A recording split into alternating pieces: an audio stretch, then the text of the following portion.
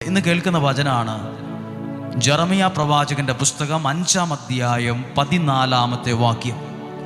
സൈന്യങ്ങളുടെ ദൈവമായ കർത്താവ് അരുളി ചെയ്യുന്നു, അവർ ഇങ്ങനെ പറഞ്ഞതുകൊണ്ട് എൻ്റെ വചനം നിന്റെ നാവിൽ ഞാൻ അഗ്നിയാക്കും. എൻ്റെ വചനം നിന്റെ നാവിൽ ഞാൻ തീ പോലെയാക്കും, അഗ്നിയാക്കും. അവരെ ഞാൻ വിറകാക്കും, അഗ്നി അവരെ വിഴുങ്ങും. വചനം നിന്റെ നാവിൽ അഗ്നിയായും അവരെ ഞാൻ വിറകുമാകും.